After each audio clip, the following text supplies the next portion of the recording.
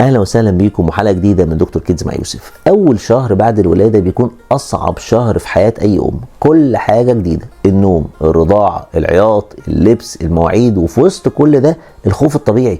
هو انا بعمل كل حاجه صح؟ انا النهارده ان شاء الله هقول لك ببساطه ازاي تعتني بطفلك في اول 30 يوم خطوه بخطوه. ايه الطبيعي، ايه اللي يستدعي القلق، علشان تعيشي اول شهر مع طفلك بهدوء وثقه بدل التوتر والشك.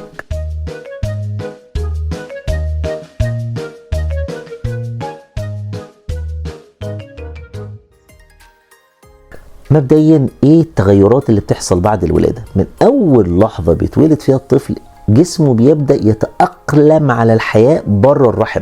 التنفس بيشتغل لاول مره، الجلد بيتعرض للهواء، والجهاز الهضمي بيبدا يشتغل بعد ما كان بياخد الغذاء من المشيمه مباشره على الدم. فاول 24 ساعه طبيعي جدا ان الطفل ينام كتير جدا، يبدو نايم على طول، وده طبيعي، هو لسه خارج من مجهود الولاده ومحتاج وقت يتاقلم. لكن لازم نتابع ان يكون بيتنفس كويس، لونه وردي، وبيرضع حتى لو على فترات قصيره. اي خمول شديد او صعوبه في التنفس لازم الطفل يتشاف فورا. بعد اول يومين بقى تبدا الرحله الحقيقيه، الرضاعه والنوم وتغيير الحفاضات. الرضاعه مش مجرد تغذيه، دي اول علاقه بين الام والطفل. في اول 3 ايام اللبن بيكون اسمه السرسوب، وده بيكون غالي جدا في قيمته الغذائيه والمناعيه حتى لو كميته قليله. كتير من الامهات بيقلقوا ويقولوا اصل البيبي مش بيشبع، لكن الحقيقه ان معده الطفل وقتها صغيره جدا، بتكفيها حتى لو معلقه صغيره من الرضعه. المهم ان الطفل يرضع من 8 ل 12 مره في اليوم، يعني كل ساعتين ل3 ساعات تقريبا.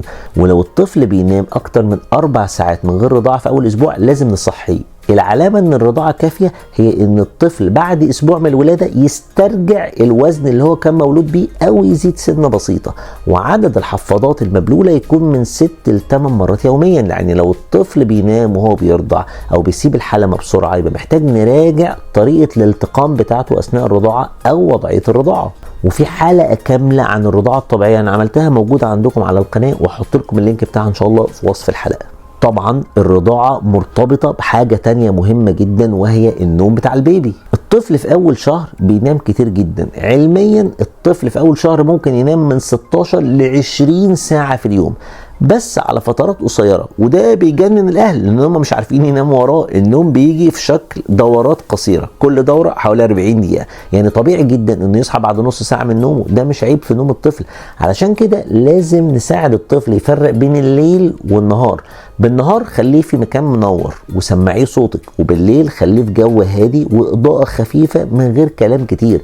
وبلاش فكرة تخليه صاحي طول النهار علشان ينام بالليل، النتيجة دايما هي العكس. بعد النوم والرضاعة بيجي السؤال الابدي، البيبي بيعيط كتير، اعمل ايه؟ في اول اسابيع الطفل البكاء هو الطريقة الوحيدة اللي الطفل يقدر يعبر بيها عن نفسه. مش كل بكاء سببه جوع، ممكن يكون مغص، ممكن يكون حفاضة مبلولة، ممكن يكون الطفل بردان، او حتى رغبة في انه يبقى قريب من امه.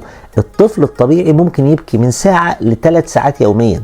الفرق ان البكاء الطبيعي بيكون الطفل فيه قوي وصوته واضح، اما لو الصوت ضعيف او البكاء متواصل لساعات طويلة او الطفل مش بيرضع كويس، ده محتاج تقييم من الطبيب فورا. حاجة بسيطة ممكن تساعد لو مفيش علامات الخطر دي هي الاحتضان او اللف الخفيف بالبطانية اللي هو السوادلينج او التقميطة، بهدوء ومش بزيادة، وتهدئة الطفل بصوت ثابت ونغمة متكررة. دي بالنسبة له إشارات أمان. على فكرة كمان في أول أسبوع في حاجة لازم الأم تكون واخدة بالها منها جدا، وهو الحبل السري. كتير من الأمهات بيخافوا يلمسوا الحبل السري، لكن العناية بيه بسيطة جدا. خلي المنطقة دي دايما ناشفة، امسحيها بقطنة فيها كحول 70% بعد كل غيار، وسيبيها مكشوفة للهواء. ما تحطيش ولا بودرة ولا كريم ولا أي لزق عليها، ده هيقع لوحده غالبا ما بين اليوم السابع واليوم العاشر. لكن لو لاحظت ريحة مش طبيعية او احمرار حواليه او صديد، هنا يبقى لازم كشف فورا عند الدكتور. وطبعا من اكتر الحاجات اللي بتقلق الاهل في اول اسبوع هو التغيرات اللي بيشوفوها في شكل البيبي. من الطبيعي جدا ان راس الطفل تكون مفلطحة او مايلة لناحية معينة بعد الولادة. طبيعي جدا برضو ان الجلد ممكن يكون متقشر شوية او عليه شعر خفيف او بقع حمراء بسيطة. وفي بعض الاطفال بيحصل عندهم اصفرار بسيط في الجلد اللي هو الصفرة الفسيولوجية خلال اول اسبوع. ده بيحصل تقريبا في 60% من حديث الولادة، وبيتحسن تدريجيا لو الطفل بيرضع كويس. لكن لو الاصفرار ده زايد او واصل للجسم كله او الطفل خامل او البقع الحمراء اللي عنده دي واضحه وبتكتر بسرعه، يبقى الطفل ده محتاج تقييم فورا، لان دي ممكن كلها تكون علامات مرضيه. في كمان حاجه بسيطه جدا لكنها بتفرق جدا في راحه الطفل وصحته، وهي اللبس بتاع الطفل ودرجه الحراره بتاعت البيت. القاعده الذهبيه هنا هي ان احنا نلبس الطفل طبقه واحده زياده عن اللي احنا لابسينه، مش اكتر من كده. لو الجو حر اللبس الكتير ده هيخنق الطفل ويسبب طفح حراري، ولو الجو بارد خليه دافي لكن من غير ما نغطي وشه او نحط بطاطين تقيله. درجه حراره الغرفه المناسبه حوالي من 22 ل 24 درجه، والاهم ان الطفل ينام على ظهره مش على بطنه لتقليل خطر متلازمه الموت المفاجئ.